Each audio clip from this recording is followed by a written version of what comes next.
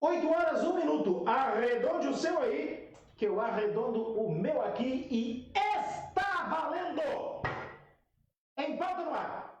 Hoje, dia 18 de fevereiro de 2020, só tenho que prevenir aqui o meu entrevistador para ele não se assustar com os loqueteiros. Hoje, com muita honra, receberemos aqui meu amigo Luiz Alberto Gonçalves Silva. Vai explicar depois o que chamou ele de Chico, apesar que eu já contei a história aqui, né? O Chico pra lá, Chico pra cá e ficou Chico. E aí virou Chico, ad eternum. Chico está aqui para conversar conosco a respeito do papel da oposição, como é que vai ser o ano legislativo na Câmara este ano, que é o ano eleitoral, enfim. Depois vou contar também uma passagem. Esse dia encontrei o Silvio Machado, ex-presidente da Câmara, e a gente recordando no mercado algumas situações sensacionais. Vou contar uma delas aqui. Bom, hoje, dia do ensino médio no Brasil, Dia Internacional da Síndrome de Asperger, Dia da Mulher nas Américas, e alguns calendários também, não são todos, registram o Dia Nacional de Combate ao Alcoolismo.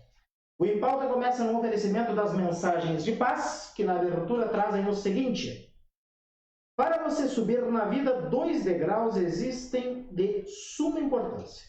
São apresentados por 2 verbos, amar e servir. Jamais desanime na escalada dos valores da alma. Procure em todas as circunstâncias amar e servir a todos e a tudo, para ajudar ao máximo o progresso do planeta, que o recebe tão generosamente, auxiliando-lhe a evolução. Também conosco América, seu estilo, seu lugar. Atenção para a Liquida América. Produtos de verão com descontos que vão de 30% a 50%. Você está falando muito de Liquida Porto Alegre, tem gente querendo organizar a exposição. Vai na América, vai lá, fala com o Matheus, fala com a equipe da América. Você vai ver que produtos de verão com 30% a 50%. O que não tiver com 30% está com 50%. O que não tiver com 50% está com 30%. Vale a pena. A produção já foi lá. Na surdina, como faz aqui, né? E produção independente vai também. Né? Já foi? Também já foi? E não vai.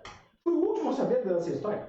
Mas depois a gente conversa fora do bar aqui. Então, você que pode aproveitar esses descontos, passe na América até o dia 29. Até o final do mês, está valendo o Liquida América. Lembrando que se você for comprar no crediário, você aproveita o desconto e o primeiro pagamento é lá em abril. Não dá para perder. 7 de setembro, 899. Também conosco a Autolimacar. Aproveite o momento, ainda dá tempo de revisar o carro. Tem gente que vai.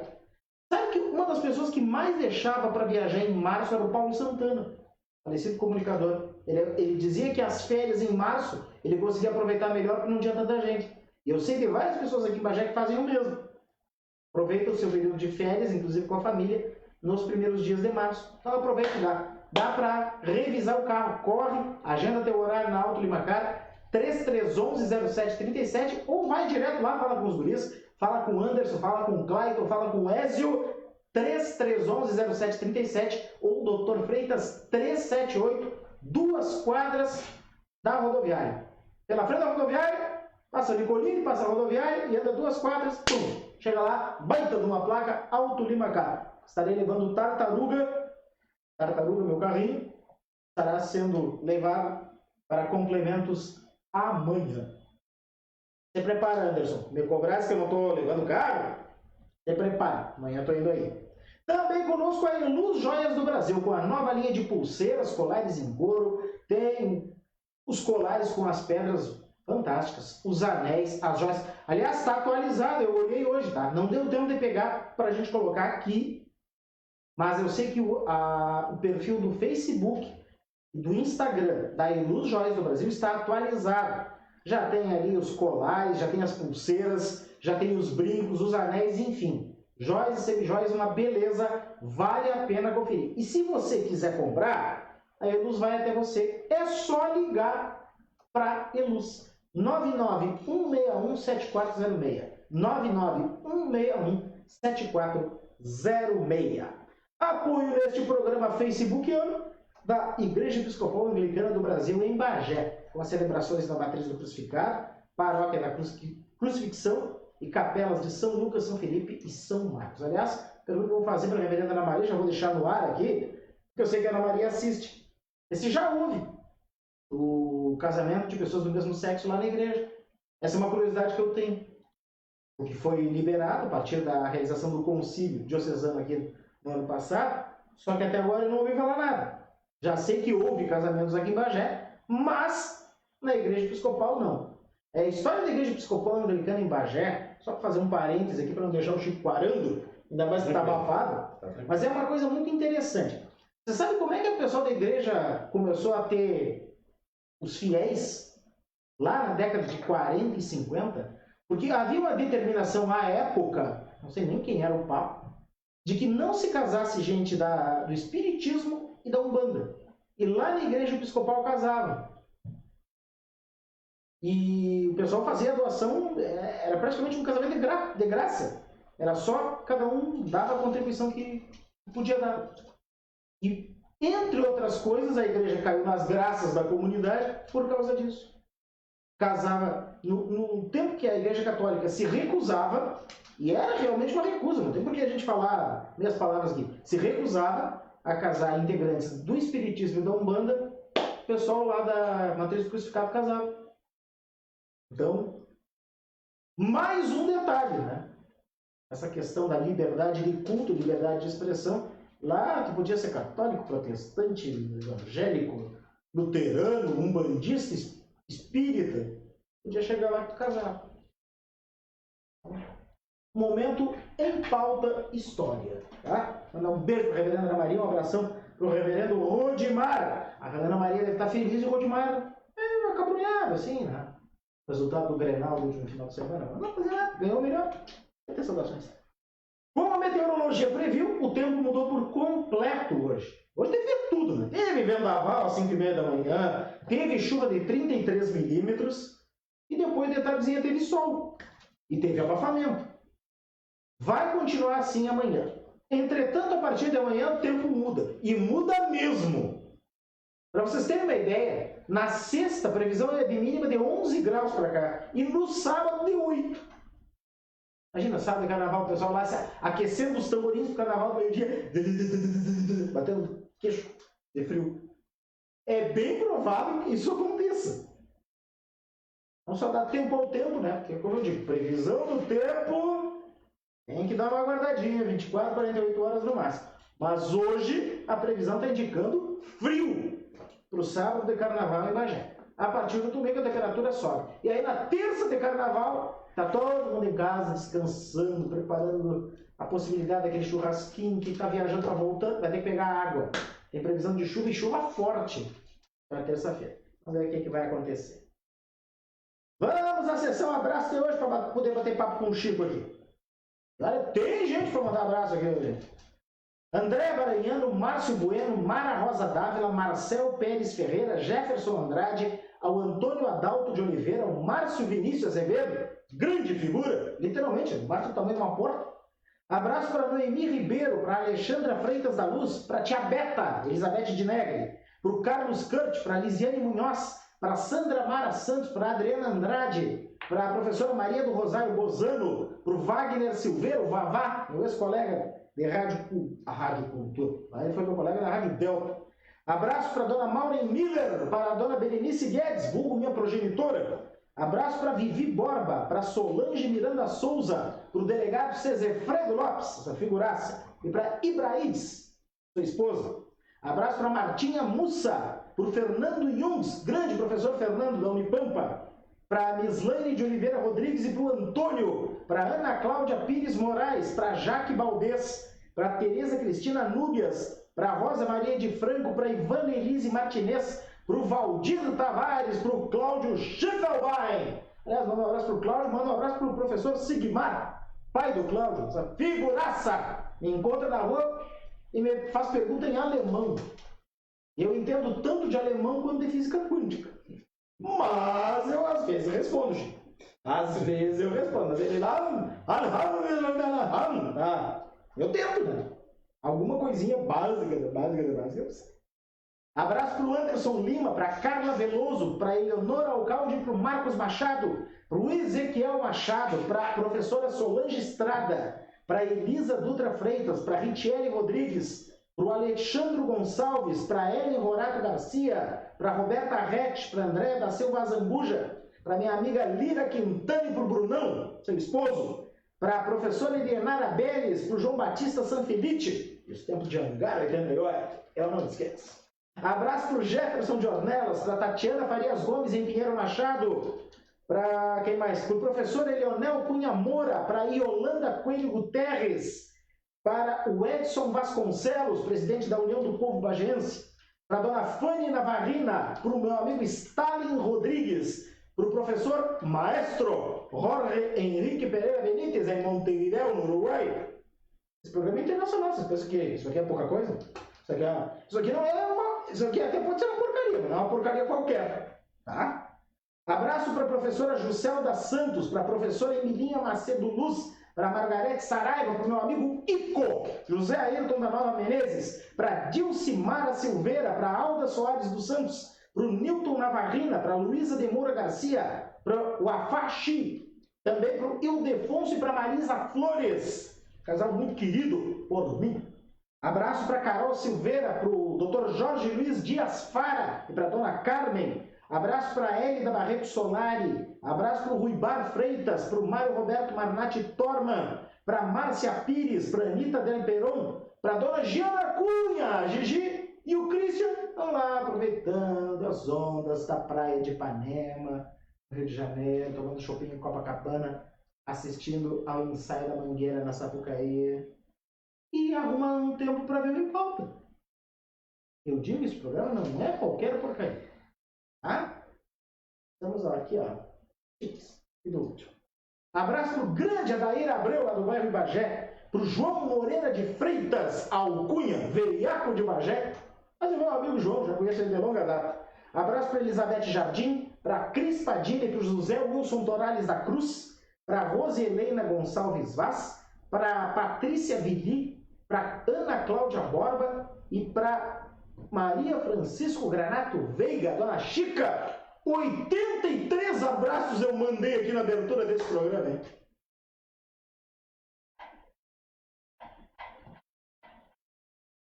Olha, a gente cansa, mas pelo menos se diverte. Agora, vai mudar de versão.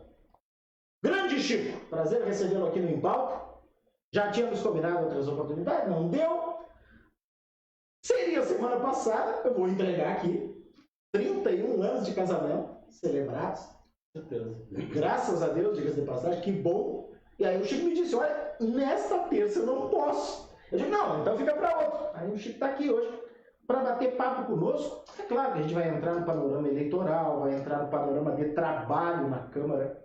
E a primeira pergunta que eu vou ter que fazer é o seguinte. Aliás, como eu te conheci como presidente da subseção da OAB.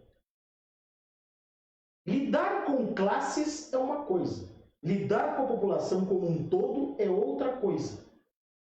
O que tu levasse de experiência da OAB para a Câmara? O que te serviu e o que não te serviu para nada? Muito obrigado pela presença. Antes de mais nada, muito obrigado por estar aqui conosco, batendo papo no Em Pauta hoje. Show de bola, Manuel.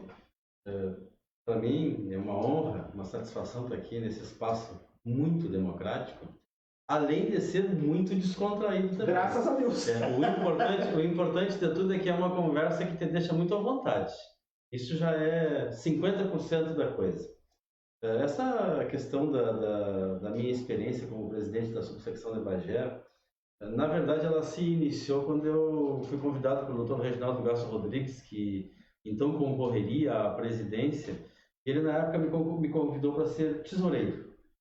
E eu prontamente, né, ajudei, afinal de contas eu já era um advogado já com algum tempo na advocacia, e disse, tá no momento, está na hora de eu contribuir com a minha entidade classista, com a minha entidade de classe, né, com o órgão de classe. E lá fui, e a gente desenvolveu um trabalho bem legal na tesouraria, um trabalho que chamou a atenção dos colegas, daqueles que acompanhavam e que participavam da OAB ali, porque tem um grupo mais ativo, um grupo que se interessa mais pelos assuntos da classe. E tinha na época alguns colegas que viam a OAB com uma certa restrição, uma coisa um tanto quanto distante, principalmente os advogados novos. Meio elitista, seria? Não é meio elitista, mas tipo assim, a OAB pertence aos mais veteranos, aos mais experientes. Ou seja, a OAB tem dono. Tinha. E aí aí nos inserimos no contexto, tivemos a felicidade de concorrer à presidência da OAB e concorremos com outros 2 grandes advogados, grandes tribunos, que na época foi o Dr. Décio Laorgue e o Dr. Miguel Lousada, e eu tive a felicidade de ser guindado à presidência da Ordem, né? E no exercício da presidência da Ordem, uma das prioridades que nós demos foi exatamente essa, de atrair aquele jovem que estava assim inserido no mercado de trabalho, que tinha sido recentemente aprovado nas provas da Ordem, da OAB, estava recebendo a carteira dele, a carteira funcional, profissional dele, e uma das coisas que eu tinha maior preocupação em falar, em transmitir para esse jovem advogado naquele momento ali, era a felicidade que a OAB estava tendo em recebê-lo, né? E também que ele deveria se sentir inserido no contexto da OAB, que ele deveria fazer uso da OAB, de todos os benefícios que a OAB tinha, diversos convênios com profissionais, especialmente na área da saúde, dentistas e médicos que atendiam na época, hoje ainda tem atendimento dentro da OAB, lá no setor de saúde, que atendiam os advogados com valores muito irrisórios, até, diga-se de passagem, porque a OAB faz esse tipo de convênio muito vantajoso. Na época tínhamos também a academia ali na esquina, que também dava essa vantagem para os advogados. E nós praticamente convocávamos os advogados novos para que participassem disso, para que se inserissem no contexto, como eu acabei de dizer. E também nós fomentávamos muito o funcionamento da comissão do jovem advogado que existia, a comissão da mulher, enfim, essas comissões que hoje estão muito robustas, com muito, né, em funcionamento, em atividade na OAB, da presidência hoje, do Dr. Marcelo Marinho e da vice-presidência da doutora Márcia Rochinhas. E tudo isso, essa convivência de classe, convivência com os colegas advogados, me fez perceber o quanto é importante o respeito pela opinião alheia. Isso é muito importante, o respeito pela opinião alheia. Porque embora seja presidencialista a OAB, embora a maioria das decisões sejam tomadas por uma diretoria ali de, no caso, 5 pessoas, embora exista um conselho, mas as decisões administrativas eram tomadas pelo pequeno grupo da OAB ali. Nós fazíamos muita questão de democratizar muito, de ampliar, sempre que necessário ampliávamos para o Conselho, colhíamos nos corredores do Fórum, da Justiça do Trabalho, da Justiça Federal, a opinião dos colegas a respeito de alguns assuntos que poderiam ser um tanto quanto controvertidos, enfim, mas tínhamos essa preocupação.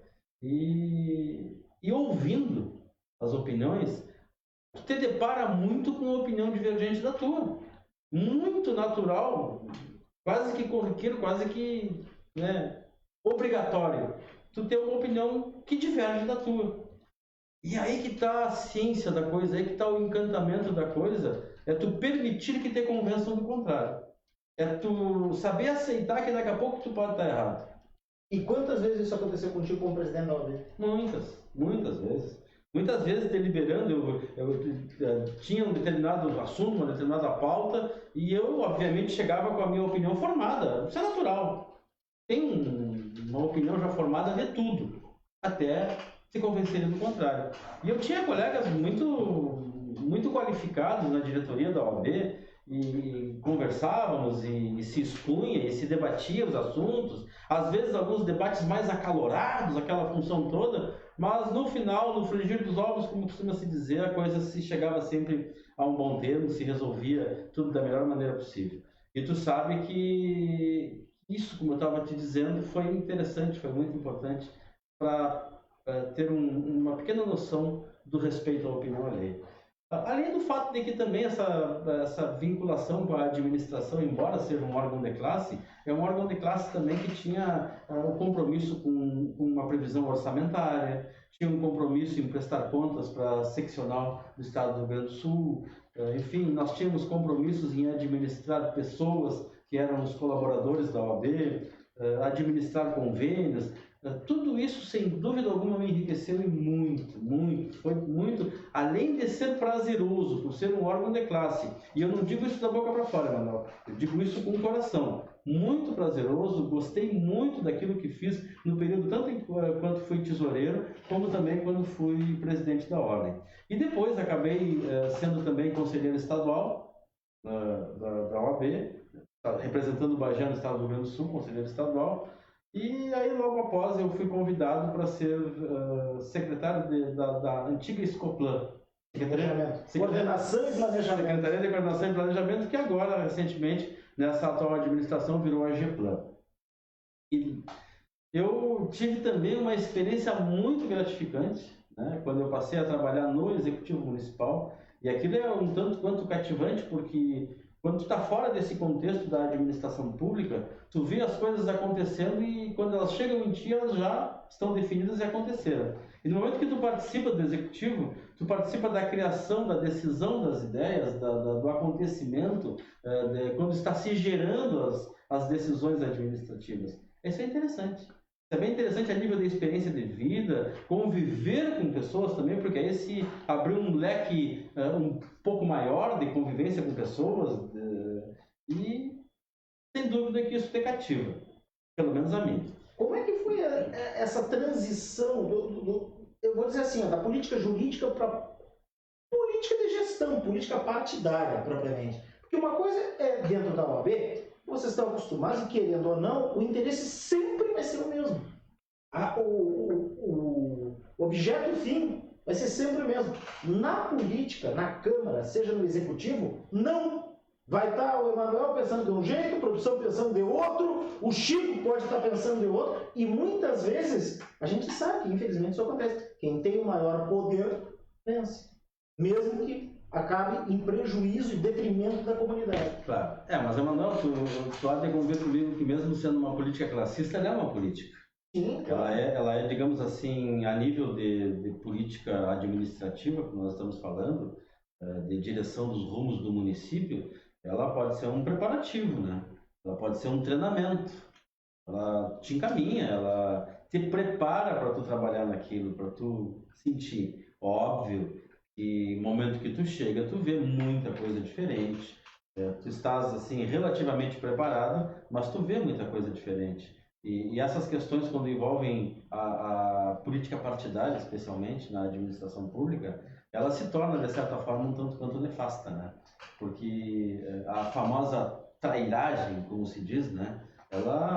Se acontece! Ela acaba acontecendo, essa entre aspas, trairagem, acaba acontecendo exatamente em razão de que os interesses político-partidários nem sempre convergem com os interesses administrativos, né? Da administração pública, de uma boa gestão.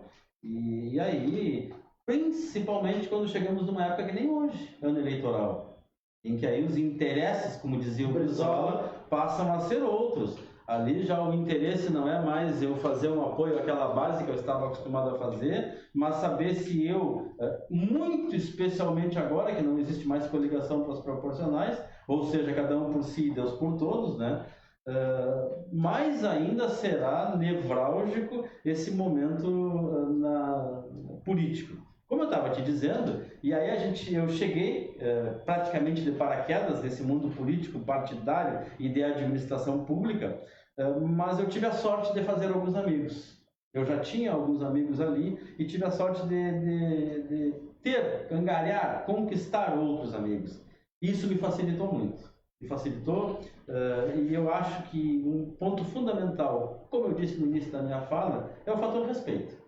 No momento que tu respeita as pessoas te respeitam, e isso é o início para uma boa, para uma excelente, para uma duradoura relação. Tanto que até hoje eu tenho na administração pública pessoas que eu posso dizer que são consideradas meus amigos.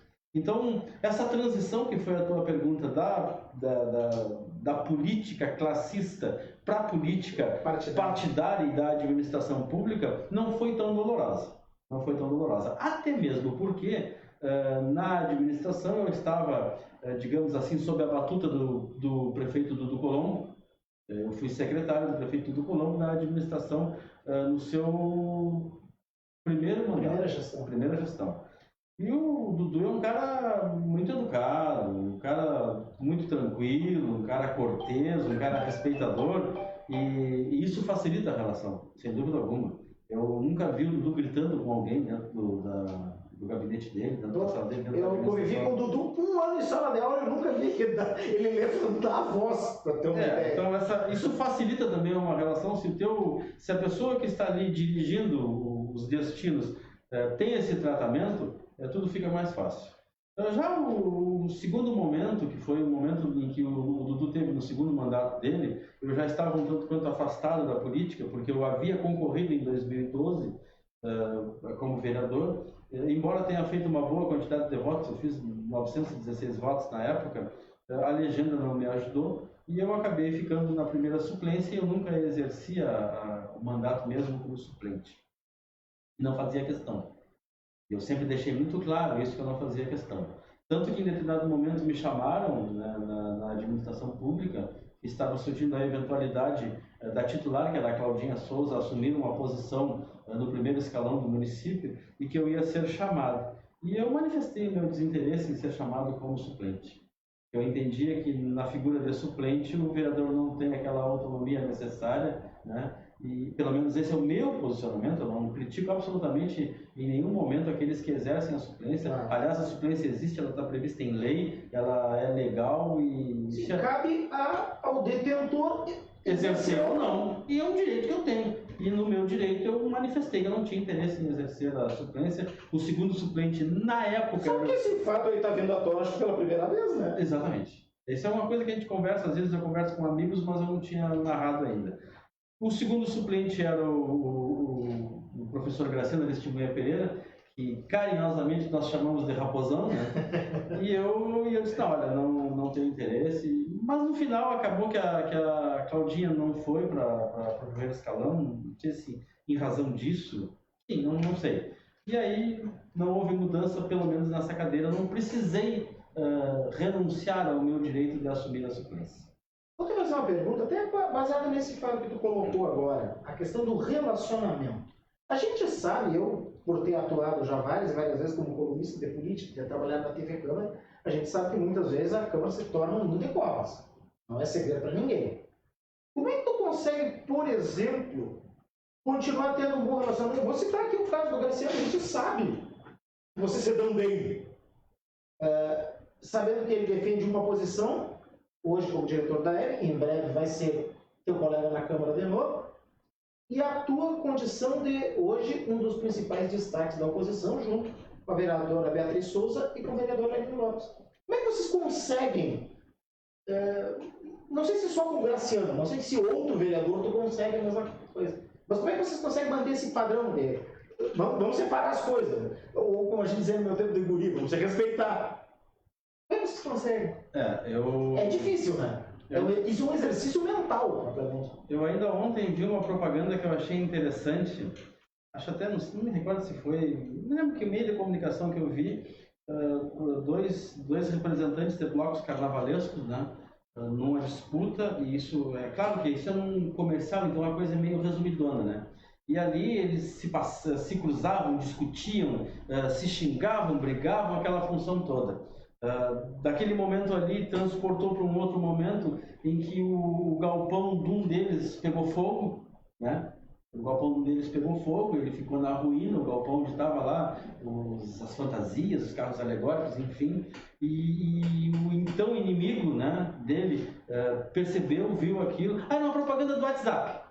Agora que eu me lembrei, era uma propaganda do WhatsApp que estava ali. E esse adversário inimigo pegou o WhatsApp e começou a fazer alguns contatos.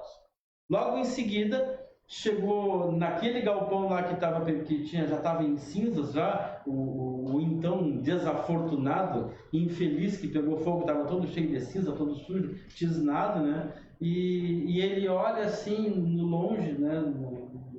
No outro lado da rua, tá um monte de material, umas caixas com material, com fantasias. O então adversário dele cumprimenta e vai embora. E ali chegam outras pessoas. E a mensagem é: no carnaval somos inimigos ou adversários, não, somos adversários, mas não somos inimigos. E no particular somos amigos ou companheiros, enfim, uma coisa assim. Eu contei toda essa história para te dizer o seguinte: na advocacia não é muito diferente. Nós ali no exercício da advocacia, nós obviamente que objetivamos a defesa dos interesses dos nossos clientes, dos nossos constituintes, e nesse papel que nós exercemos, nos esmeramos ao máximo, né, para que o intento, para que o posicionamento, para que o pleito do nosso cliente seja vencedor. E, obviamente, que o cliente espera ver de nós, que estamos sentados do lado de cá, que do lado de lá estejam os nossos inimigos, né? E nós, advogados, nos tratamos com cordialidade e para não causar um desconforto com o cliente, nós procuramos sermos econômicos até nas brincadeiras, nas conversas, aquela função toda. Mas logo que termina, e às vezes até há um certo empolgamento na defesa do interesse ali, em que nós falamos sério um com o outro, né? E vai eleva o tom de voz. Eleva o tom de voz e vai algumas palavras um tanto quanto mais duras, né? Aí interessante que estava feito, encerra a audiência, sai na porta ali, e aí a flauta do Grêmio que ganhou o Grenal, aquela função, eu sou gremista, né? Que ganhou o Grenal, aquela função toda, e os caras estavam brigando agora há pouco ali. Não, nós não estávamos brigando. Eu estava brigando por ti. Não estava brigando por mim. Então, eu não tenho por que ser inimigo do meu colega advogado. Então, lá na Câmara de Vereadores, por ter esse exercício, e isso não é, mas isso é falsidade, é fingimento. Não, isso é profissionalismo, é diferente. É profissionalismo. Na Câmara de Vereadores, eu procuro também saber separar uma coisa da outra. Brigo, defendo os meus posicionamentos, digo algumas verdades. Inclusive, eu já disse lá, e repito muitas vezes, que o dia que eu subir na tribuna e que me mostrarem que eu disse alguma mentira na tribuna, que eu nunca mais subiria na tribuna. Até hoje não me mostraram nenhuma mentira que eu tenha dito na tribuna. Até hoje não me mostraram. E eu sou, às vezes, um tanto quanto enfático naquilo que eu falo, e tenho a tranquilidade de que, como costumo dizer, não tenho cola presa, não devo nada para ninguém, estou tranquilo, falo mesmo o que eu tenho que falar, sou contra o que eu entendo que está errado, sou contra, e às vezes, agora mesmo na função do clube comercial, veio aquela função de pessoal interessado na venda do clube comercial para o município, dizendo, porque nós já conversamos com o pessoal da esquerda. Não, só um pouquinho. Não é posicionamento da esquerda nem da direita, isso é um posicionamento pessoal meu, é o que eu acho, é o que eu entendo, é o meu mandato que eu estou exercendo aqui. Não tem questão relacionada, não adianta vocês conversar com A ou com B, que o assunto é comigo, eu que peguei o projeto em vistas. Então, só para te dizer isso aí. Mas voltando, então, lá dentro da Câmara de Vereadores, aquela função do relacionamento entre colegas, às vezes nós... Muita gente não entende, né, Chico? Como é que, por exemplo, vou citar aqui um exemplo, o Chico e o Graciano estão lá conversando, se dão bem, tem uma amizade de anos, então você vê caminhando, vamos dizer assim, na tribuna, nos discursos, enfim. Tem gente que não consegue entender. Aí tem uma situação interessante, assim, que é bom até elucidar. Eu já nem digo Graciano, eu já refiro já um jovem vereador, que é o Graziani, né? E que nós estabelecemos alguns debates bastante acalorados lá, e o Graziani se perde, né, Chico? Quer dizer, vereador Chico, dizendo enfim, a gente faz alguns debates, e eu digo assim, eu entendo a posição do Graziani, eu entendo a posição dele, porque além de ele ser um vereador que é da base, ele é um vereador que é da família, ele é um vereador que teve na sua campanha o braço do prefeito em cima dele, então ele, sem dúvida alguma, deve essa lealdade ao prefeito. O que custa para ele essa lealdade, não sei e não me interessa, mas ele deve essa lealdade. E eu digo para ele, eu entendo até esse teu posicionamento, essa tua defesa intransigente das ações do governo, mesmo quando eu estou te mostrando que está errado e ele não admite. E nós brigamos e discutimos, na CCJ a gente brigou muitas vezes, nós brigamos no bom sentido, óbvio, né? Aquela briga de debate, de ideias, na tribuna, em que eu faço alguma manifestação, ele logo após sobe na tribuna e tenta desfazer aquilo que eu fiz. E aí, num determinado momento, nós estávamos no gabinete dele conversando, tratando um assunto da advocacia, não era nem um assunto da vereança, né? E um comentou lá, né? Vocês se dão? Mas é óbvio que nós nos damos. Nós somos civilizados. Nós somos homens civilizados, como é que nós vamos nos dar? Claro que existe a eventualidade de um acidente de percurso, que não é o caso meu e do Graziani, mas de dois parlamentares, dar uma desgraça e daqui a pouco se tornarem inimigos, né? Até por questões políticas. No passado já ocorreram desgraças muito maiores em relação a isso, que até ligadas à morte, etc. e tal. Mas eu sinceramente não me vejo nesse papel. Eu quero que todos os colegas saibam que eu sou muito franco no que eu digo, eu defendo os meus posicionamentos, eles me respeitam exatamente por eu defender os meus posicionamentos e eu tenho a obrigação de respeitar eles pelo que eles fazem e pelo que eles defendem. Não concordo? Claro que não concordo. Eu defendo na Câmara de Vereadores que cada um tem que ter a liberdade de expressar o que sente e o que acha verdadeiramente e não aquilo que talvez não seja bem o que eu penso, mas eu tenho que defender. E eu sou contra isso. Mas isso não impede que tenhamos todos um bom relacionamento. Como é que hoje é a relação do Chico com o governo municipal aqui em Bagé? Porque sabe que hoje é uma das figuras da oposição. Você tem aqui o vereador Beatriz e o vereador Lenin. Vocês três fazem um trabalho de oposição, de fiscalização e de muitas vezes de enfrentamento. Enfrentamento de ideias. Ninguém até hoje se pegou a pau dentro da Câmara. Só para deixar bem claro, senão o pessoal já... Mas qual é este papel? Oposição. Por quê? O que te fez que tu foste eleito com a proposta do teu partido, o PSB, de apoio ao governo? E o PSB simplesmente se afastou. Se afastou. Isso é público e notório, não sou eu que estou dizendo. Por quê? O que houve? O que foi fundamental? Onde é que foi? O pessoal caminhava na mesma trilha, de repente a trilha do PSB foi para cá, o do Chico foi para cá, não, do PSDB do Chico foi para cá e do governo foi para lá. Por quê? O que houve? O que foi fundamental? Tu sabe que eu, durante a campanha política, durante o período lá que antecedeu outubro de 2016, né, eu não fiz campanha junto com a situação, junto com o candidato eleito, Divaldo Lara. Não fiz campanha. Não subi em palanque junto com ele. Até porque a pessoa a quem eu nutria e continuo nutrindo uma grande simpatia, uma grande amizade, era candidato a prefeito por outro partido. Eu PCdoB, que era o Dr. Fico. E por nutrir essa amizade, e por ele ter angariado, inclusive, o meu voto, né?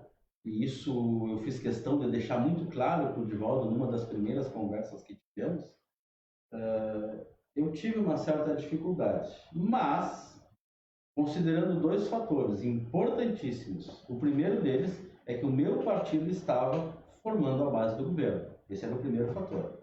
E o segundo fator é que a população havia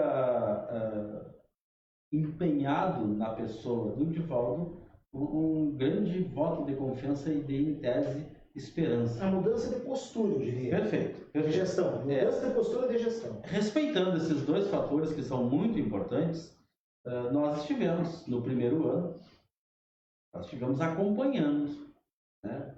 Pode-se dizer até que caminhando junto com a gestão municipal. Só que, logo de início, algumas coisas começaram a acontecer, as quais eu não concordava. Eu não concordava e eu não escondia a minha discordância. Veio lá alguns projetos para majorar impostos e da forma como veio eu também não concordei. Nós fomos conversar, inclusive, com o prefeito Divaldo Lara e manifestamos nossa insatisfação com aquilo ali. Vieram projetos que não eram do nosso agrado.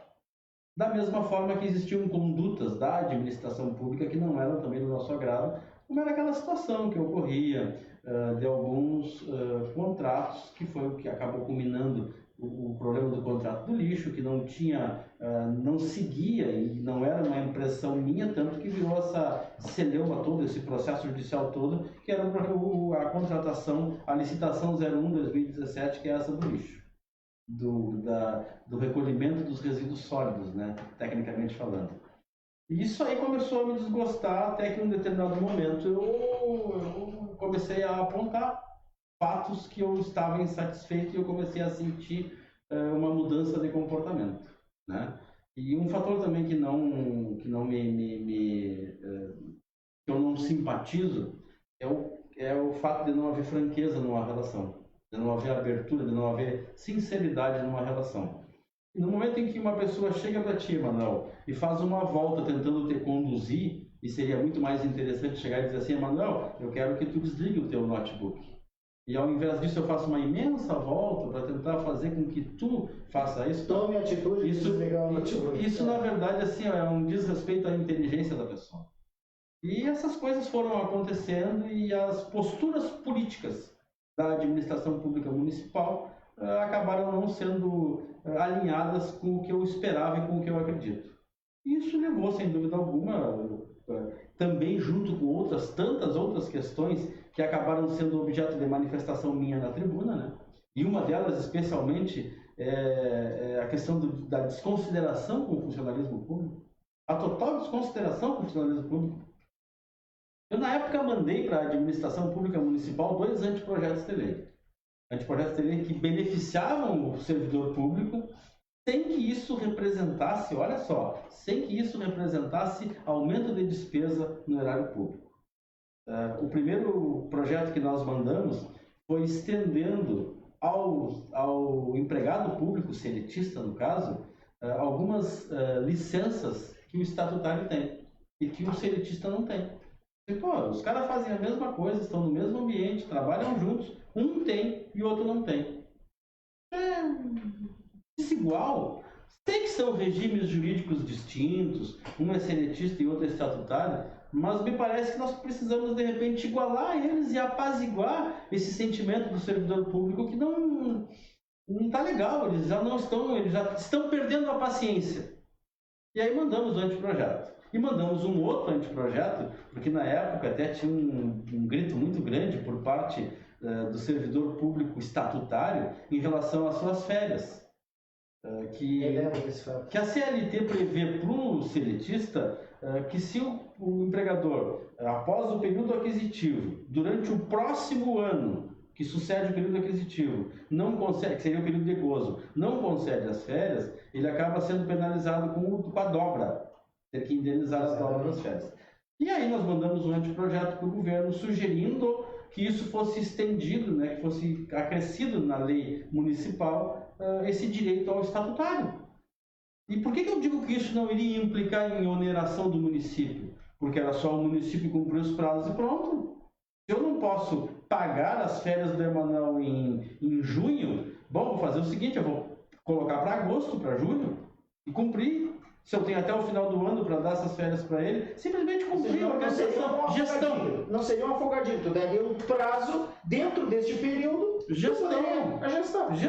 E outra coisa, e eu como servidor público estatutário saberia que na pior das hipóteses até o final do ano eu ia gozar o meu período de férias. Não ia ficar nessa situação que é hoje, que a lei prevê que tem que dar, mas não prevê punição por não dar. Ah, mas o que o servidor público estatutário ganha se porventura o administrador não cumprir com o prazo das férias? Nada. Absolutamente nada. E aí vem o princípio da legalidade, que para existir alguma coisa no mundo da administração pública tem que ter previsão legal. Bom, tá bem. Mandamos esses 2 anteprojetos e, pô, eu acredito até que o gestor público vai gostar da ideia, porque ele já estava começando a sentir as tensões do servidor, né, pela falta de resposta. Em tese, o famoso reescalonamento ia ser implementado e discutido logo no início da gestão.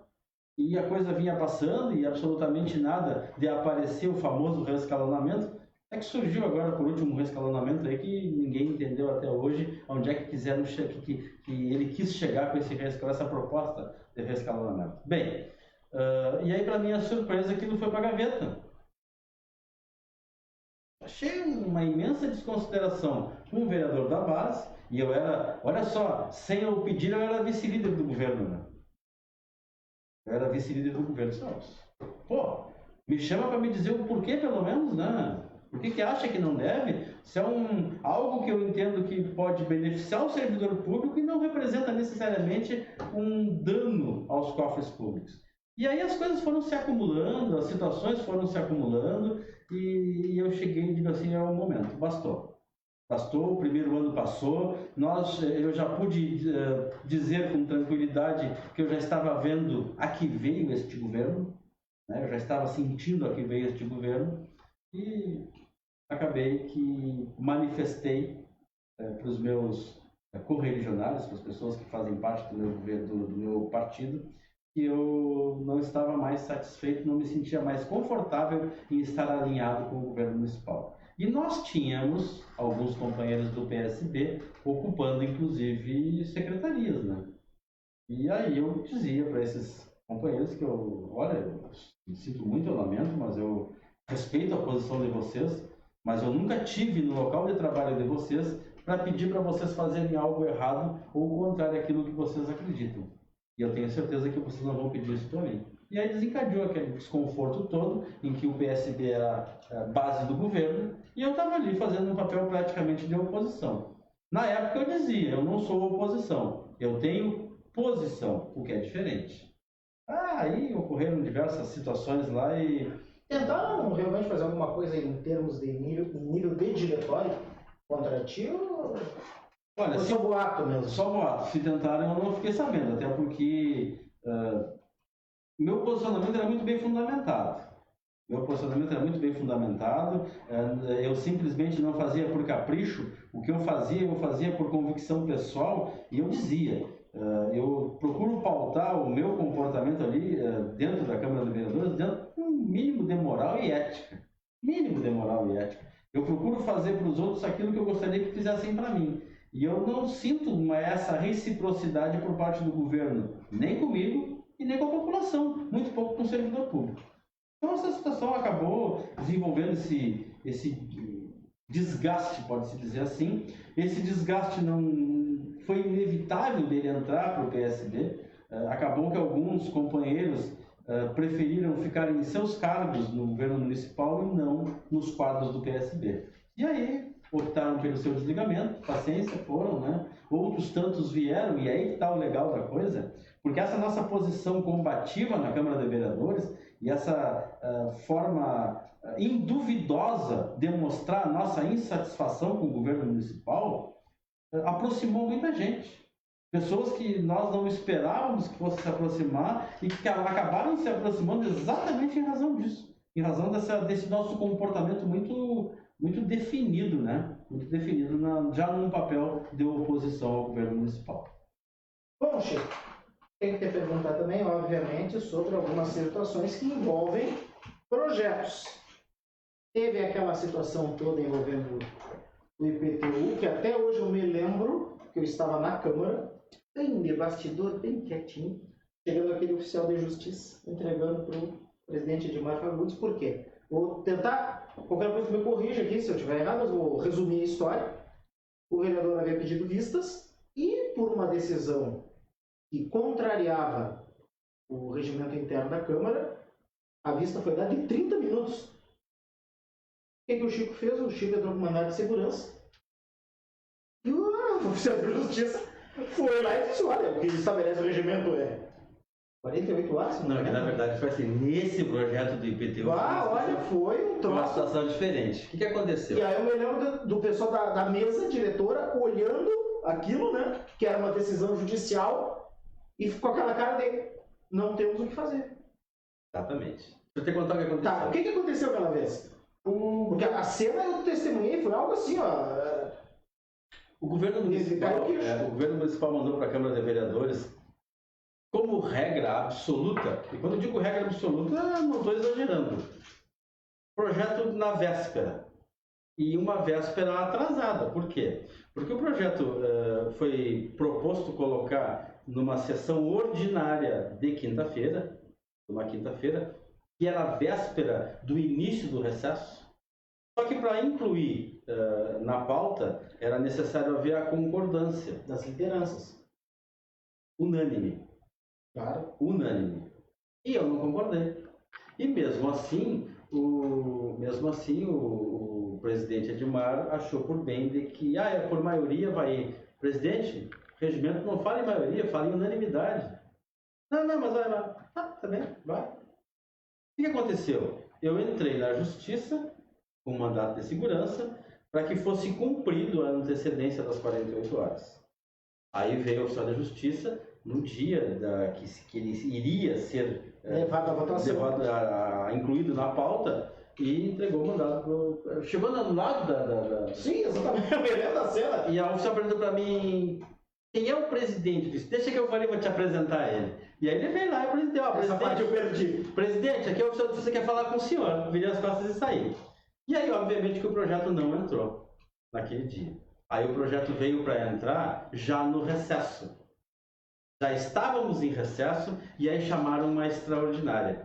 E aí que vem a jogada. Esse projeto era para rever a planta imobiliária do município. Nessa revisão da planta imobiliária do município, eles iriam praticamente triplicar o valor dos imóveis. Triplicando o valor dos imóveis, triplicaria o valor do IPTU, que era uma matemática muito singela. Resumo a regra de 3, né? Proporcional. Resumo da ópera, no momento que o projeto vem para ser discutido numa extraordinária no recesso não conta prazo. Ou seja, tu entra com vistas. Então, mesmo que seja estabelecido, que eu vou só hipoteticamente falar, que o direito de vistas é 1 minuto, ele só começa a contar em 1º de março o meu 1 minuto. E aí, na reunião da CCJ, ali, eu simplesmente peguei o projeto e está em vistas comigo. Pronto, terminou a celeuma. Resolveu. Aí eu pergunto, isso aconteceu em dezembro de 2018. Por que esse projeto não voltou em dezembro de 2019? Pois é, uma boa pergunta. Por que esse projeto não voltou em dezembro de 2019? Pergunta para o Divaldo Lara, ele sabe. Eu não sei. Talvez, quem sabe, porque ia dar um reflexo muito grande agora no ano político? Ia triplicar o IPTU de toda a população no ano político? Será que não foi por causa disso? E essa confusão toda da contribuição de iluminação pública? Hoje eu vi uma postagem de uma pessoa no Face. Olha, confesso que me caiu com o Thiago Bolso. R$188 de CIP. Eu confesso, eu achei... Enfim, não sei. Eu não sei porque eu não sou muito de... Confesso que eu não sou muito de acompanhar legislações. Mas eu sei que a contribuição foi alterada.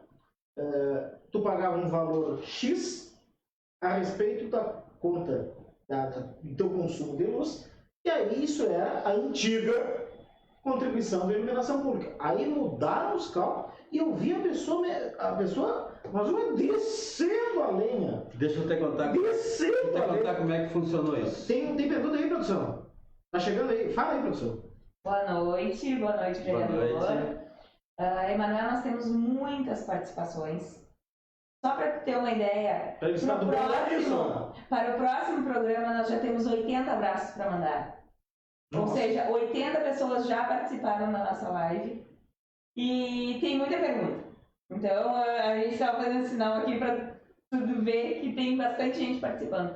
E em relação à conta de luz, ao fator da iluminação pública, a Ana Lúcia Toio pergunta assim, na verdade ela fala, a pergunta que não quer calar, vereador, a conta de luz é a culpa da CE ou dos vereadores que aprovaram a lei do prefeito?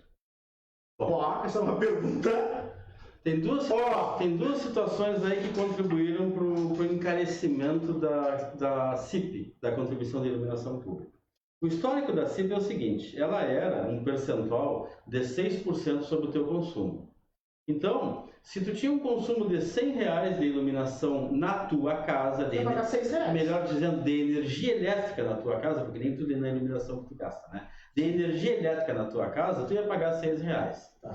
Aí então o prefeito, com a ideia de que iria fazer uma parceria público-privada, que precisava tornar atrativo para os investidores, que iria colocar lâmpada de LED em toda a cidade, queria colocar poste inteligente que ia recepcionar a internet, que ia recepcionar outros serviços que utilizam os postes, enfim. Essa era a proposta.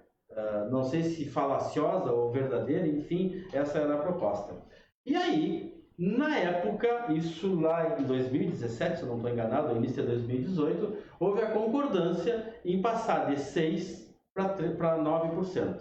Ou seja, se tu gasta R$100 de energia elétrica, o teu custo, o teu acréscimo seria de R$3. Tá, tudo bem, de 100 pagava 9, tá, tudo bem. Em tese, se a vantagem fosse verdadeiramente o que havia sido proposto, seria muito interessante.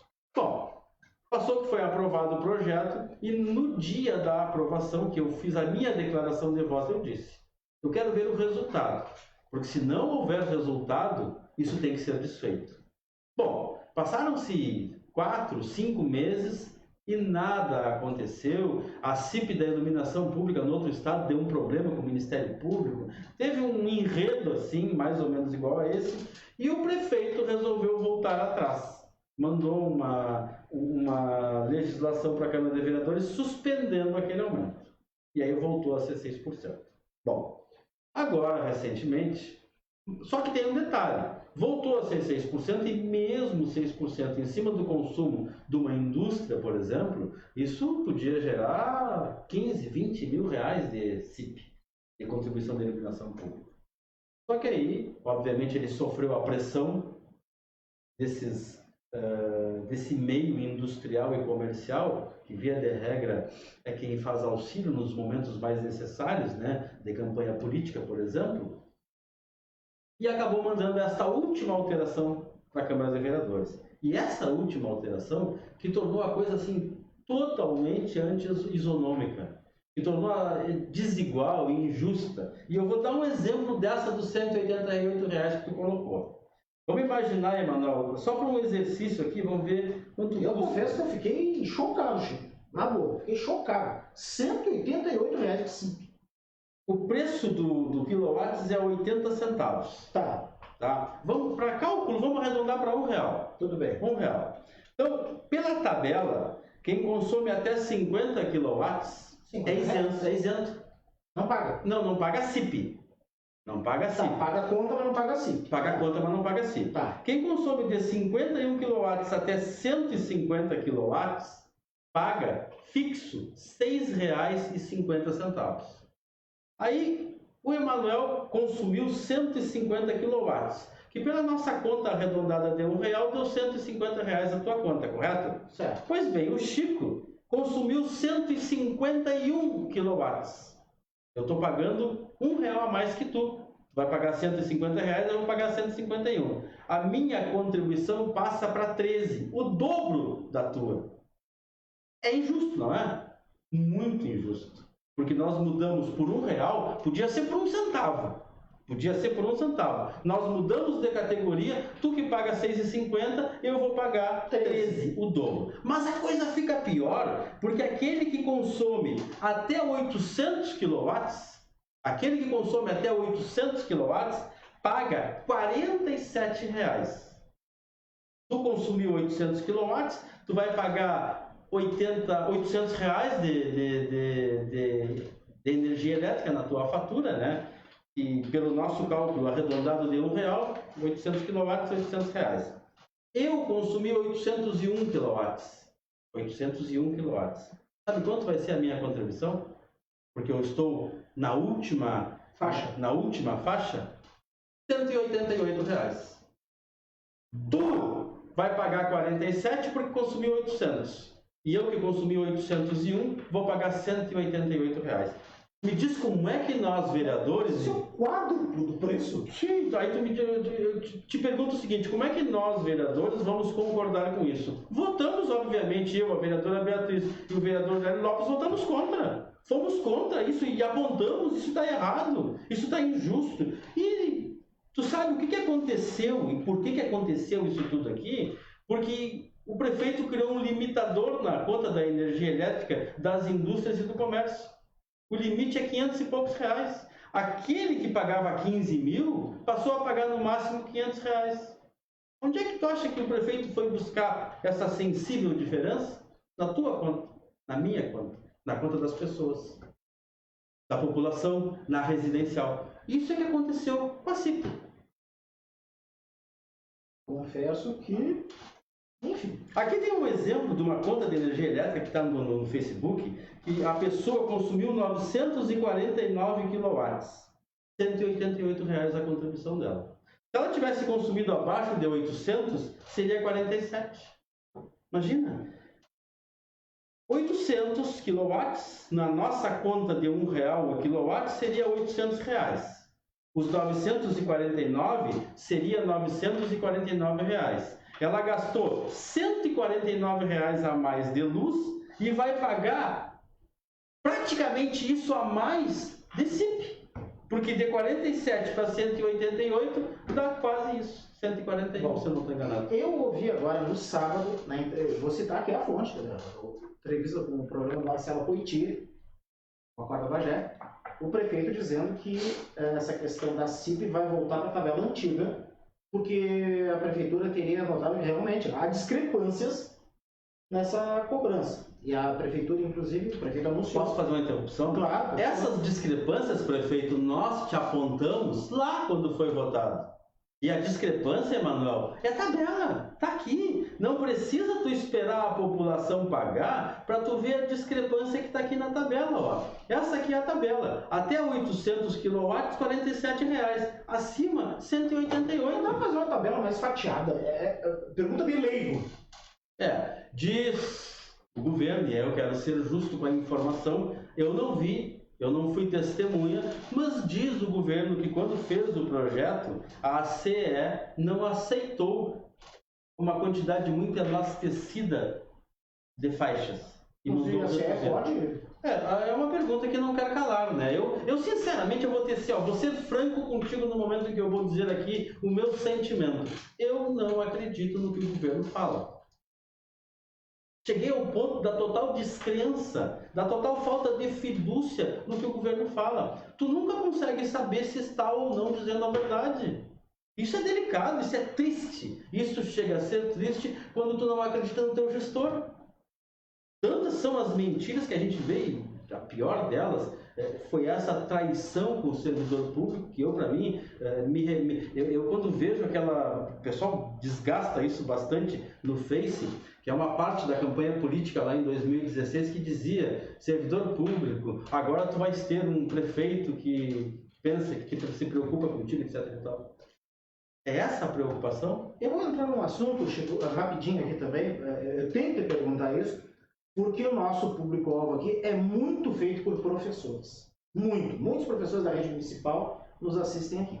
E eu tenho visto manifestações ainda en passant, professores preocupados com a questão do piso do magistério. Quero saber, primeiro, se essa preocupação também já chegou até ti, na Câmara, e segundo, se vocês têm alguma informação daquilo que possa vir a acontecer. Porque a informação que eu tenho de bastidores, essa informação de bastidores, não sei se é a mesma tua, é que o impacto do piso do magistério poderia chegar entre 8 a 9 milhões na folha.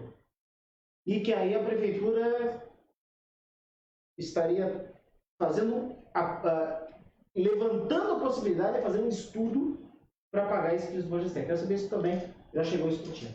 Sabe que nós tínhamos essa preocupação do descumprimento do piso. E essa preocupação passou a ser bem maior e mais séria a partir de ontem, na abertura do ano letivo lá no Militão, em que o prefeito fez todo aquele comportamento midiático que é corriqueiro dele, que é costumeiro dele, e montou toda aquela estrutura, aquela atuação circense, falou muito de realizações, criticou muito a oposição, foi extremamente indelicado, inclusive com um vereador que lá estava, que é o vereador Leir Lopes, ao qual eu dedico a minha amizade e o meu respeito. Foi extremamente indelicado no discurso dele, obviamente que de forma velada, não foi direta, com o vereador Leir Lopes, e não tocou uma única linha, não citou uma única vírgula a respeito do pagamento do piso dos professores. Isso me preocupou. Porque da forma como ele trabalha, dando muito ênfase à demagogia, dando muito ênfase à mídia e trabalhando isso com muito profissionalismo, diga-se de passagem, porque se é uma coisa que essa administração faz é trabalhar a mídia com muito profissionalismo, ele não ia perder essa oportunidade de ali, frente a todos os professores do município, noticiar o pagamento do piso. Por que não fez? E isso me preocupou. Isso gerou para mim uma grande preocupação, porque eu estou vendo se avizinhar o descumprimento do piso do salário dos professores. Esse é o meu sentimento. Se tu me perguntar assim, tu tens alguma fonte fidedigna dessa informação? Tu tens algum... Não, não tenho. Não tem, até porque ter fonte fidedigna de informação oriunda da administração pública municipal daqui de Bagé é um fato raro, raríssimo, muito raro. Nós pedimos informação inclusive de onde foi aplicado 3.743.000 reais que foram arrecadados em 2019 com a CIP, com a arrecadação da contribuição da iluminação pública. E até agora ninguém nos disse nada. No programa do Apoio Tia, o prefeito disse que já foi aplicado com base num fundo. Faltava regulamentar alguma coisa do fundo? Na verdade, eu ouvi falar que ele disse, inclusive, que foi bloqueado pelo Funpas. Teve alguma coisa nesse sentido? Eu te confesso que eu não posso dizer precisamente, eu seria irresponsável e leviano, mas eu ouvi comentários de bastidores que ele havia dito que havia sido comprometido com o bloqueio do Funpas. Todos nós sabemos que a CIP, a Contribuição de Iluminação Pública, o nome dela já está dizendo para o que ela se presta. Qual é a destinação dela? A destinação dela certamente é pagar o fornecedor da energia elétrica, que é a concessionária, a CE, e pagar a manutenção, a conservação desse serviço. Ou seja, trocar as lâmpadas, trocar os sensores, enfim, os suportes, tudo, fazer essa manutenção e quem sabe até com uma arrecadação de 3.743.000, colocar de forma fatiada durante o tempo, num determinado período, 2, 3, 4 anos, lâmpadas de LED, nós vamos começar pelo bairro Y, vamos colocar agora no próximo mês lâmpadas de LED do bairro X, enfim, vamos mostrar onde é que nós estamos investindo esses 3.740.000 que estão arrecadados. Não. E a questão toda, isso nos preocupa, não é o fato de que talvez esse valor caiu no caixa único. Esse valor caiu no caixa único. Para onde ele foi desviado, não se sabe. Desviado que eu digo no bom sentido, porque ele deve ter sido usado para pagar outras coisas. Quem sabe até para pagar os CCs da administração pública, que são muitos e muito bem pagos. Mas a questão toda é que existe uma destinação nessa rúbrica, nessa contribuição para a iluminação pública. E eu penso que ela deveria ser aplicada naquilo em que nós botamos a mão no bolso e pagamos. Eu fui lá e botei a mão no bolso e paguei contribuição para a iluminação pública. O que eu quero? Eu quero uma iluminação pública no mínimo eficiente. Não precisa, não temos como botar lâmpada de LED, está ok. Mas pelo menos que não tenha, nos bairros que são os mais atingidos pela falta de iluminação, lâmpada ligada, acesa como queira durante o dia e apagada durante a noite, que é o que mais se vê, é o mais comum, é se ver lâmpada acesa durante o dia e apagada durante a noite. E aí vem, Emanuel, toda a função da violência, porque obviamente que a escuridão instiga a violência, torna um solo fértil para isso tudo, e nós não queremos que aquela contribuição que nós pagamos para ser aplicada na iluminação pública seja aplicada em outra coisa. Chico, para a gente poder finalizar, até porque nossa, que tem de gente ali. Vereador, voltando ao comentário a respeito da contribuição da iluminação, a Ana Lúcia disse que esse valor que ela vai ter que pagar de R$188 é por uma rua, que ela mora, que não tem iluminação. Então, só complementando isso. Vou fazer a leitura de algumas perguntas, alguns comentários que os nossos amigos internautas... Sobrou pra ti hoje. Bem tá, tem bastante coisa. Então, eu vou tentar fazer isso. Um resumo. Um resumo. Deixa eu ver aqui. Porque tem gente participando hoje, barbaridade. Comentário da vereadora Beatriz a respeito do senhor. Ser humano extraordinário, pessoa do bem, excelente vereador. Edson Vasconcelos. Vereadora Beatriz totalmente suspeita, né? Totalmente suspeita. Sim, mas tá ali o comentário. Eu já perguntei pra Bia, agora eu vou perguntar pra ti. Ela vai pro PSB, não?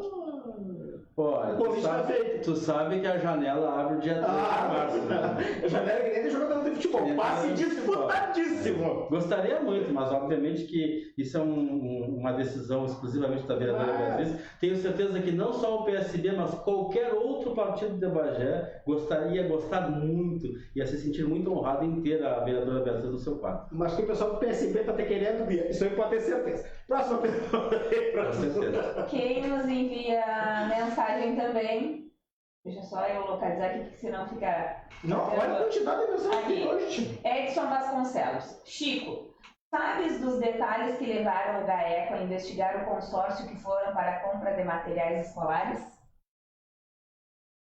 Foi aquela questão do Poder Pampa? Né? Na verdade, essa investigação surgiu da associação das prefeituras, né? Aquelas do interior, enfim. Isso aí teve uma da região metropolitana e a da capital. E isso não necessariamente representa o fato de que Bagé esteja diretamente envolvida e que Bagé tenha feito uso dessa licitação emprestada, pode-se dizer, para adquirir alguma coisa. Se eu disser que Bagé fez uso ou não fez uso, eu estaria sendo leviano. Não posso afirmar. Essa transparência e a credibilidade da informação inoficiosa me faz não comentar esse tipo de coisa. Mas eu gostaria muito de saber se Bagé caiu nessa armadilha, porque daqui a pouco não necessariamente pode ter sido de má fé, pode ter sido de boa fé a aquisição, numa situação que estava irregular lá na associação. Mais alguma... Temos muitos elogios em relação ao seu trabalho e nós temos... deixa eu só localizar. Tá difícil localizar, hein? Tem muito comentário, gente. Deixa eu ver aqui. Outra dúvida. Em relação a essa questão das empresas terceirizadas que foram contratadas para admissão de pessoal para trabalhar. Situação de gestão, DH. Isso. Contratam, não pagam os funcionários, vão para a rua sem receber e trocam de terceirizadas. Os funcionários sempre com salários atrasados. As terceirizadas decretam falência. E aí? Sabe que tem um ponto muito interessante nessa situação do momento em que termina o namoro, né? Aquela relação legal entre a terceirizada e a administração pública. Até um determinado momento a coisa anda bem. O porquê que ela anda bem até um determinado momento eu não sei. Mas chega um certo momento em que a terceirizada passa a descumprir, porque existem situações em que o próprio município descumpre com a terceirizada. Aí aqueles defensores do governo vão dizer, não, mas está lá no contrato licitatório, no contrato que acompanhou a licitação, que o município tem até 90 dias para pagar a fatura. Tem. Agora tu imagina o seguinte, aquela empresa que fez preço, que concorreu, que puxou, não necessariamente tem gordura para aguentar 90 dias. E aí isso desencadeia um efeito cascata, um efeito dominó. Porque se o município não paga a empresa, se não tem essa gordura, não paga o empregado. Aí o empregado entra na justiça e bloqueia a fatura. A Justiça do Trabalho vai lá e bloqueia a fatura. Aí ao invés de um não receber, todos não recebem, aquela empresa quebra, aquela empresa vai embora, muda, troca de dono. Às vezes vem os mesmos com outra roupagem, né? E não só que imagina, Chico, a gente sabe que isso acontece nas então, assim, o que na verdade falta é seriedade, tanto da administração pública quanto das empresas.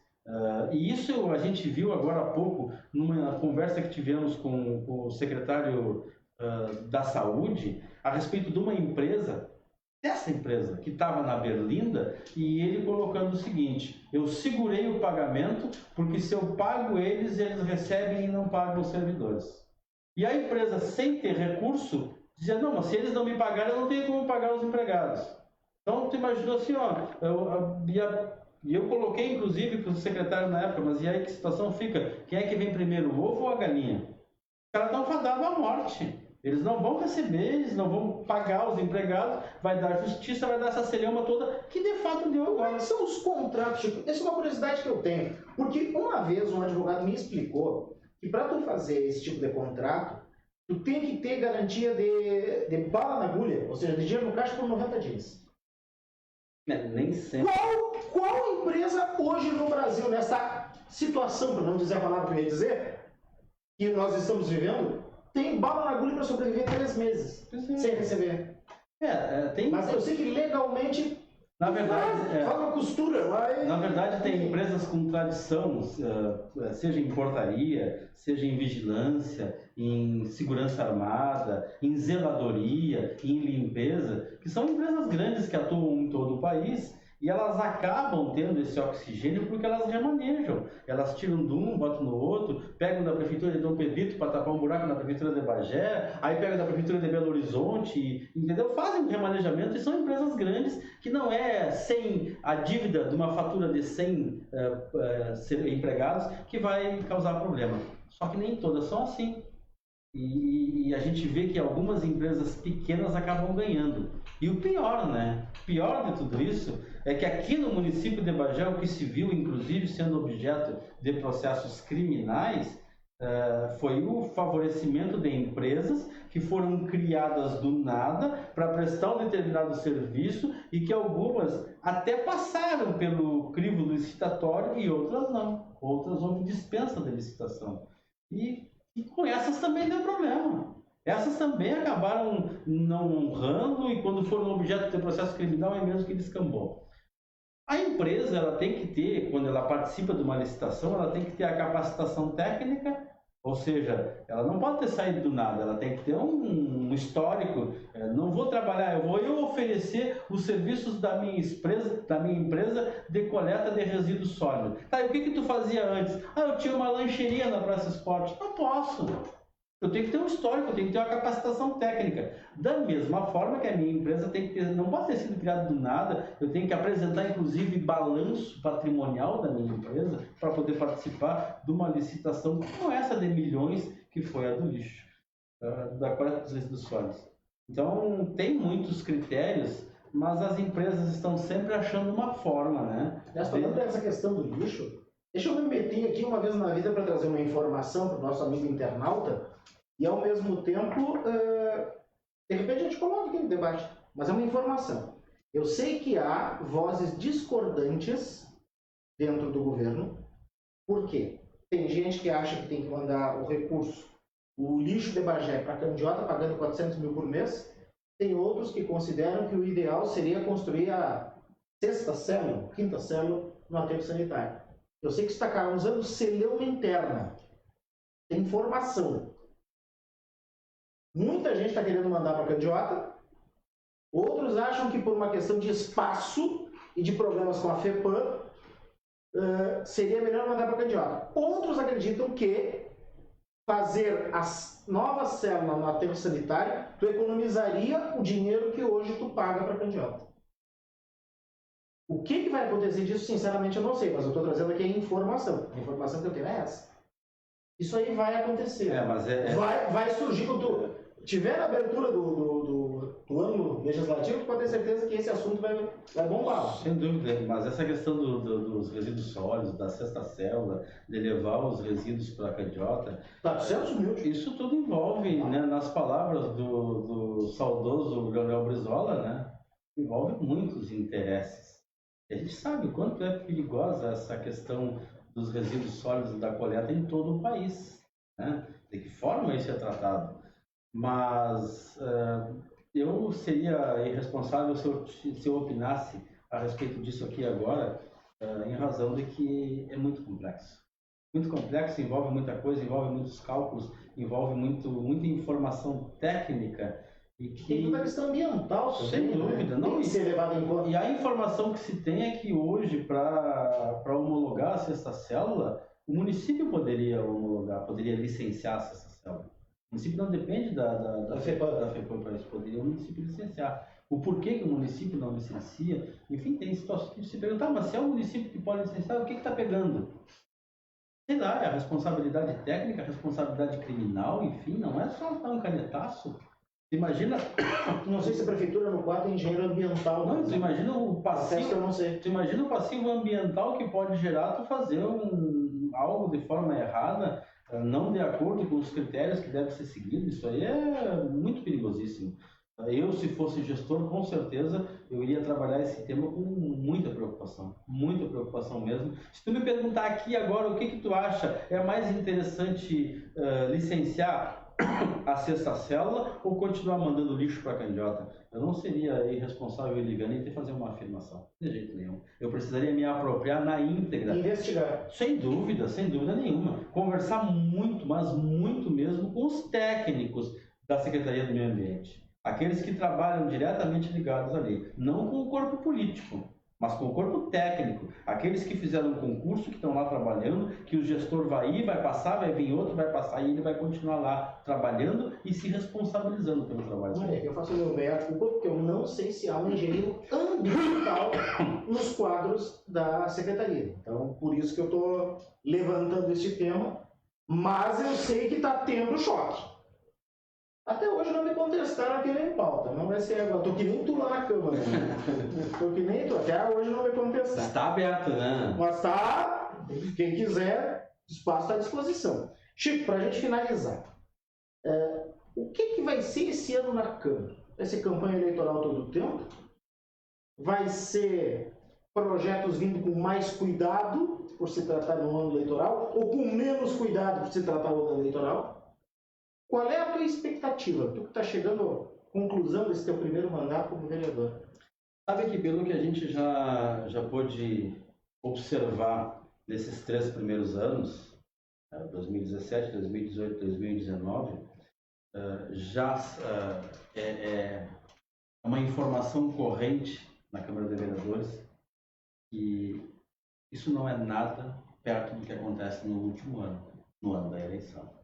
A situação fica muito delicada. Parece que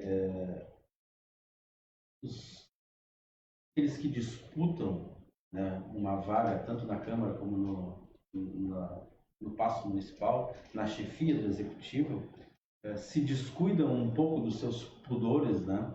E aí a coisa parece que fica um tanto quanto delicada. Eu espero que isso não ocorra comigo. Eu espero que mantenham o respeito da mesma forma como eu respeito as pessoas. Eu tenho certeza que manter um bom nível de relacionamento e um bom nível político só contribui para a democracia, contribui para as escolhas, contribui para que o eleitor faça uma boa escolha, procure conhecer e procure fazer aquela escolha de acordo com as suas convicções. O que não quer dizer que não vai errar. Às vezes a gente erra, nós somos humanos, né? E passíveis de cometer erro. Mas eu penso que é necessário, para que a democracia seja plena, que exista, no mínimo, respeito e decoro dentro da Câmara de Vereadores. É o que eu espero para esse último ano, embora seja um ano eleitoral. A gente não sabe o que vai acontecer, não se sabe como é que vai ser as reeleições, não se sabe de que forma que o eleitorado bagiense vai encarar essa função de reeleger ou não reeleger, de aprovar ou não aprovar o teu trabalho, porque às vezes tu desenvolve um trabalho, tu acredita que estás fazendo um bom trabalho, e aí a urna diz que não. A urna diz que tu não fez um bom trabalho. Mas isso é sempre uma surpresa, sempre uma incógnita. Mas enfim, no meu caso, eu trabalho preocupado em ser justo e ético. Isso não é discurso de político, não é por aí. Eu procuro ser justo e ético.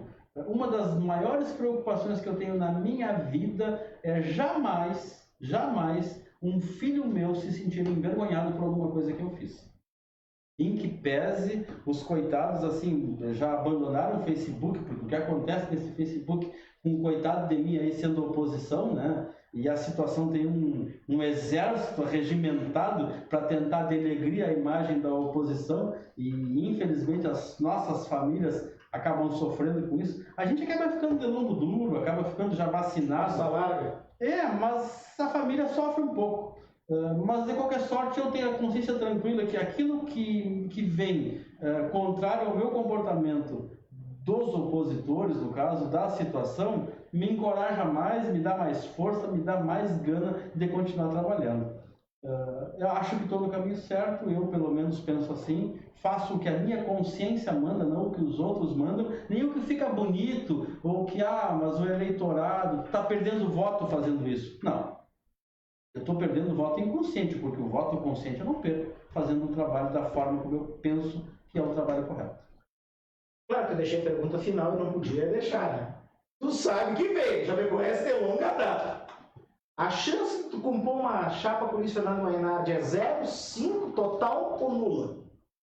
A minha vontade hoje, do vereador Chico, se eu for aprovado pelo eleitorado, ter um segundo mandato de vereador.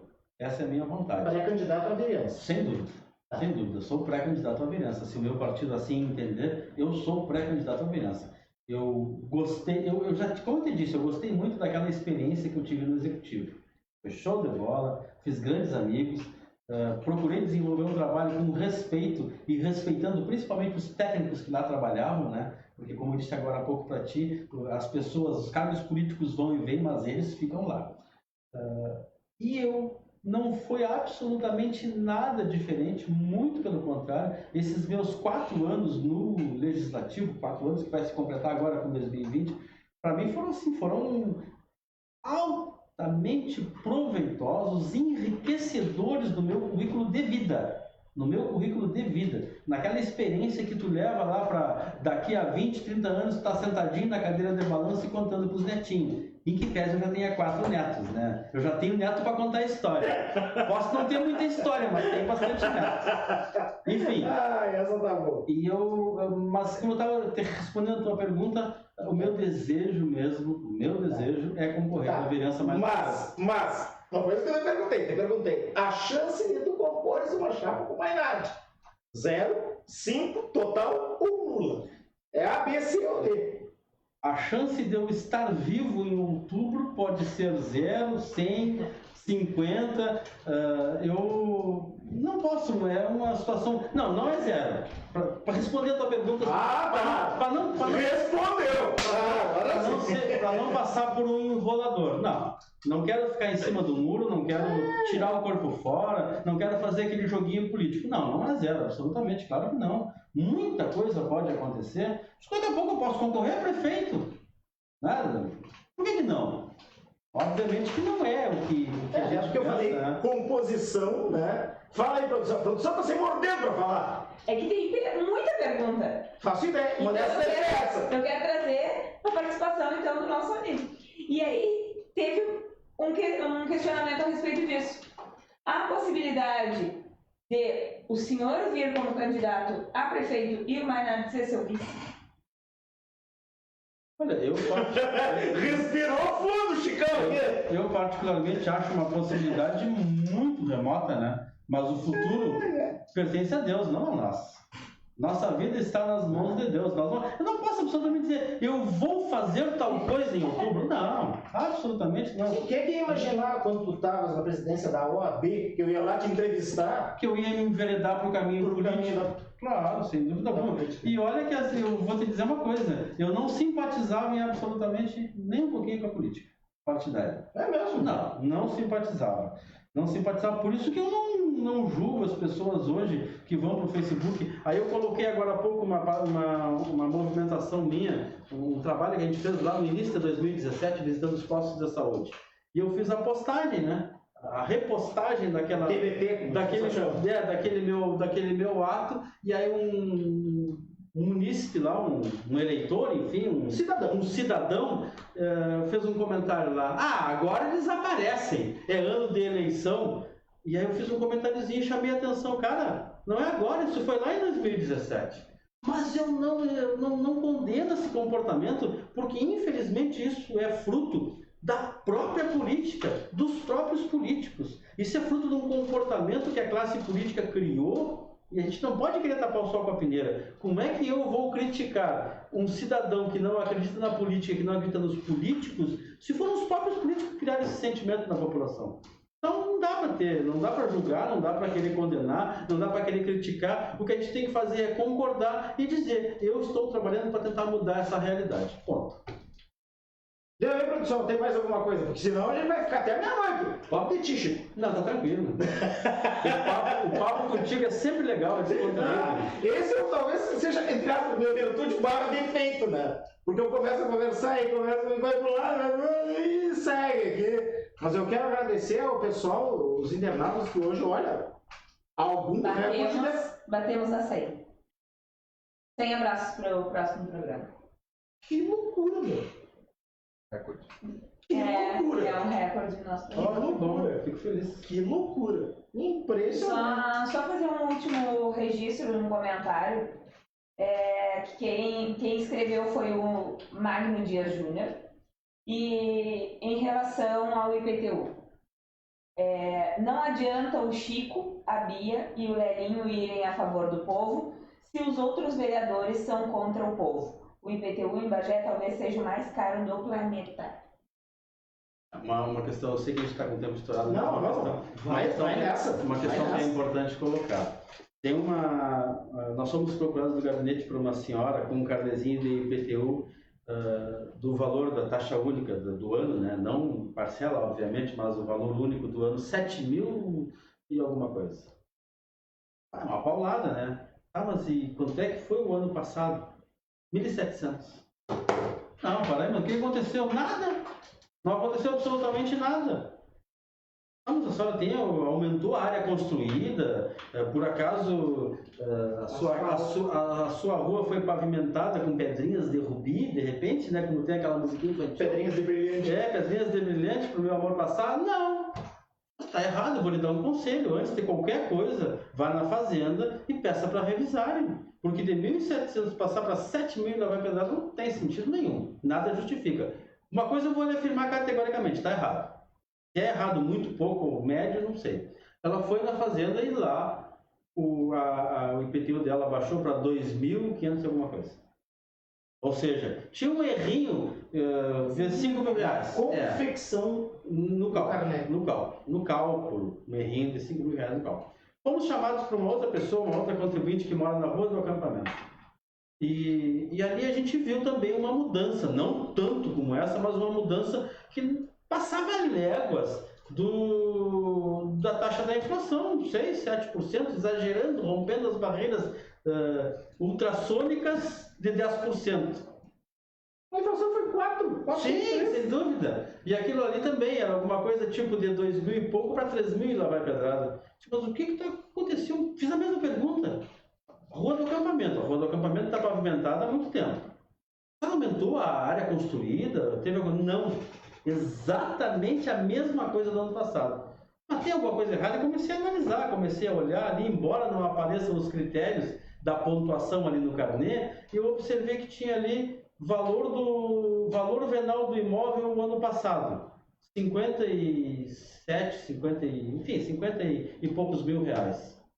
Valor venal esse ano, 88 mil reais.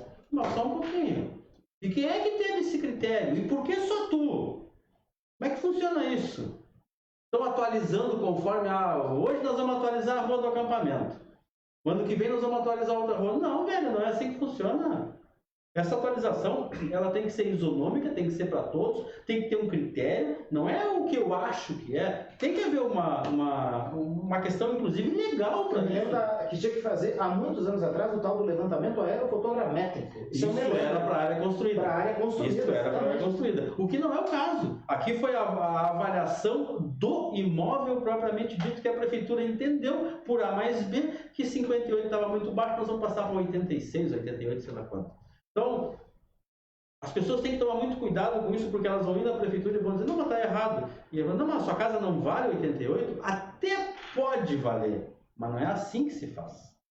Não é esse o critério. Aí a pergunta que não quer calar, tá, mas e é para todo mundo? Não, foi por amostragem, a senhora foi sorteada. Não, também não é assim que funciona na administração pública. Tem que haver isonomia, tratamento, legalidade, tem que haver respeito com as pessoas. O que me parece não está sendo o caso nessa pauta do IPTU. Chicão, Obrigado por ter vindo aqui conosco, bater papo. Me chama que eu venho. É o Sidney Magal, me chama que eu vou. Me chama que eu vou. Vereador Luiz Alberto Gonçalves Silva, popular Chico, batendo papo conosco. Hoje falou sobre política, falou sobre o PTU, sobre a contribuição de iluminação pública. Nossa Senhora. E eu tô agora... Vai lá, complementa, manda. Estou agora propondo, mais uma vez, aquele projeto fatídico da prestação de contas das diárias, né? Ah, vai propor de novo? Vem de novo, com certeza absoluta, vem de novo. A vergonha que é a forma como são tratadas as diárias no nosso município, aliás, não é um privilégio nosso, né? Brasil afora. Mas não quer dizer que a gente não possa também pontear aí uma moralização. Eu me lembrei de ti, eu vou tentar me lembrar a cidade. Se eu não me engano, é Criciúmal. Criciúmal fez um projeto parecido com o teu e aprovaram. Pois é. Deveria, né? Uma questão de moralidade. Algumas coisas que fizeram, por exemplo, esse ano, nas câmaras de vereadores, porque senão realmente parece, o pessoal não, tem câmara de vereador que a gente sabe que trabalha em conjunto. Criciúmal, se eu não me engano, que estabeleceu que todos os servidores têm que prestar conta das diárias. Mostrar que gastou e devolver o troco. Exatamente. Utilizar o valor e ressarcir o legislativo daquilo que sobrou. 2 ou 3 municípios, que Esteio foi um que reduziu o número de vereadores, porque achou que era desproporcional. Teve um município que reduziu o duodécimo, porque pode, tu tem teto. Tu não precisa ganhar os 6%, pode ganhar 4%. Com certeza. O município reduziu, está me faltando aqui. E teve que reduziram o recesso parlamentar. Reduziram o recesso parlamentar também. Sabe que eu até hoje eu não experimentei essa figura do recesso parlamentar. Eu acho ela legal, está escrito lá na lei orgânica, está escrito no nosso regimento interno. Eu não experimentei. Para minha surpresa, eu chego em janeiro de 2017 para trabalhar, sou vereador eleito, né? Janeiro de 2017 chego para trabalhar, vamos. Nós estamos em férias? Não. Então nada. Você já começa em férias? Não, eu não. Eu fiz questão de fazer parte da comissão representativa em 2017, 2018, 2019 e agora em 2020 eu faço também. Faço parte da comissão representativa, que é aquela comissão que trabalha durante o recesso. Porque, afinal de contas, as férias a gente pode tranquilamente tirar aí nos finais de semana. Muitos de nós aproveitamos o próprio carnaval para dar uma esticadinha. Eu nunca fui acostumado com férias longas. Eu não conheço férias de 30 dias na minha vida, então acho que não é o momento de fazer isso agora. Eu acho que a gente não deve tratar a política dessa forma. Mas há quem discorde, e eu respeito quem discorda, né? Há inclusive aqueles que defendem o fato de que o recesso não pode ser mexido, tem outros que querem mexer no recesso e diminuir, mas não vão trabalhar no recesso, enfim, tem de tudo e a gente sabe que assim, infelizmente funciona. Eu confesso que eu tenho só medo de uma coisa, vou falar para ti que é vereador, mas vou falar publicamente. Eu tenho medo que, se diminuir o recesso, instalem o 13º para vereadores. É um risco. Isso eu tenho receio. É um risco. Isso eu tenho receio. Porque eu acho que o vereador tem a vantagem, entre aspas, de um trabalhador comum. Por exemplo, tu pode exercer tua profissão? Sem dúvida. Tu pode exercer tua profissão? Eu tenho algumas limitações na minha situação, que eu não posso exercer a advocacia contra o município. Contra o município. Mas tu pode, por exemplo, pegar se tu quer pegar produção contra o Emanuel, tu pode. Nada impede. Então eu acho que algumas situações elas têm que ser bem analisadas. Bueno, estamos terminando este colóquio aqui hoje. Deixa eu falar bonito, né? Me lembrei agora do discurso do Jânio Quadros. Essa vai para os teus alfarrábios ali. Para obter o júbilo, hei de tropeçar, porém meus companheiros corroborarão para que não me torne mais um pitecoide perdido, ostracismo pelo qual somente os apedeutas passam. Agora traduze, mano. Traduz isso. Era o discurso do Jânio Quadros e todo mundo lá. Já sei de onde é que o Mauricinho Campos tirou o apedeuta. Não, e o impoluto foi comigo. Eu sei, o impoluto foi com ele. Aquela figura impoluta. Ou seja, aquele paiol de cultura e sabedoria. Aguenta a balaca do Mauricinho. Quer dizer. Gente, foi um prazer. Muito obrigado pelas participações, obrigado pelas perguntas. Desculpa se a gente não conseguiu atender todo mundo, mas eu tenho que entrevistar aqui o Chico, né? A função está aqui. Na medida do possível, a gente vai inserindo as perguntas, fazendo as colocações aqui, conforme também a participação de vocês, nossos amigos internautas. Estamos encerrando este programa desta terça-feira. no oferecimento das mensagens de paz. Tenha coragem em todas as circunstâncias da vida. Por piores que lhes pareçam as dificuldades, tenha certeza de que pode superá-las com a persistência e a força que provém de seu íntimo. Deus está dentro de cada um de nós, pronto a dar-nos energia e vigor, ânimo e incentivo. Confie na bondade do Pai, que jamais desampara nenhum de seus filhos. América, seu estilo, seu lugar. Atenção, Liquida América. Produtos de verão de 30% a 50% de desconto. Vale até o dia 29 de fevereiro. Não falei errado, tá? Esse ano tem 29 de fevereiro. Então, dá para aproveitar. Amanhã a América está aberta e não fecha o meio-dia, das 9 da manhã até as 4 da tarde. Então é só chegar lá, falar com o Matheus, pode dizer. Quem falou foi o Emanuel, que vocês estão com desconto aqui. Ele vai confirmar. E, se você comprar no crediário, primeiro pagamento só lá em abril. Aproveita. 7 de setembro, 899. Auto Limacar. Cuidando da suspensão, dos freios, fazendo a limpeza de bicos injetores, motor. Nossa Senhora. Até trocar o freio de mão, os guris trocaram para mim. Até trocar o freio de mão.